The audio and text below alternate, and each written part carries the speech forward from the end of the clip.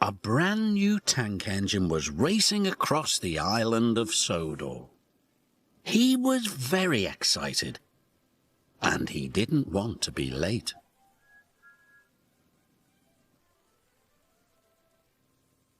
"Right on time," said Sir Topham Hatt. Thomas and Percy looked at the big tank engine. He was very smart. "This is Arthur," said Sir Topham Hatt. "He's here to shunt trucks and pull freight." "Nice to meet you," puffed Arthur politely. "And he's got a spotless record," Sir Topham Hatt added. What's a spotless record?" whispered Percy. "It means he's never been naughty or made a mess," replied Thomas. The 3 engines were soon at work. Thomas and Percy were bumping freight cars. They knew this was naughty, but they were having fun. "Join in, Arthur," said Thomas. "No, thank you," wished the new engine. He'd never been naughty before. Arthur's first job was to push a trainload of fruit to market. The freight cars started to sing. "A root to tow, we want to go. The fruit's going off 'cause you're too slow." "How rude," huffed Arthur. This gave Thomas a naughty idea. "Sir Topham Hatt doesn't like the freight cars singing," said Thomas. "You must stop them." "Thank you," said Arthur. "I will." Arthur was glad he could keep the freight cars in order. "He'll never stop the freight cars from singing," laughed Thomas. Arthur chuffed cheerfully through the countryside. Soon the freight cars started singing again. "Chug, chug, chuff, you tug and huff, but you're so rusty you can't even puff." "Stop singing," huffed Arthur. "Freight cars should do as they are told." The foolish freight cars were cross. If they couldn't sing, they would teach Arthur a lesson instead. "We'll show him," they giggled. "He can't push us around."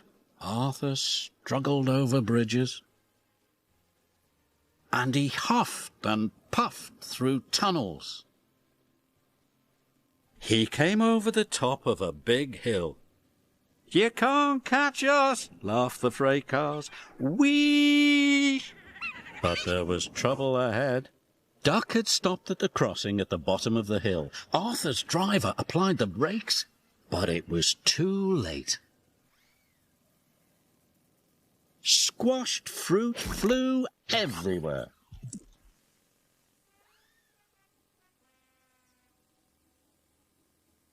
Arthur was upset. His spotless record was ruined.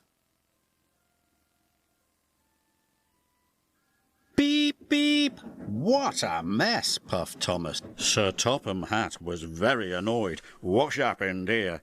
"The freight cars were singing. I told them to stop, but they made me go too fast."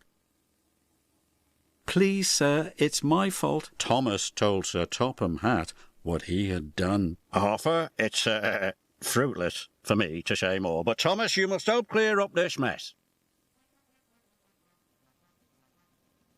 Harvey arrived with the breakdown crane. He could see there was a lot of work to be done.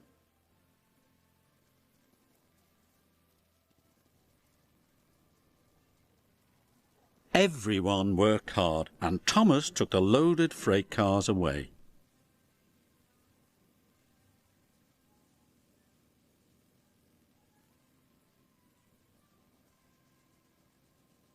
That evening, Arthur was having the squashed fruit cleaned out of his funnel.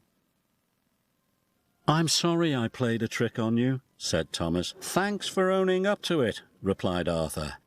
"Maybe spotless records are made to be broken," smiled Thomas. "And then mended again," finished Arthur, "just like friendships."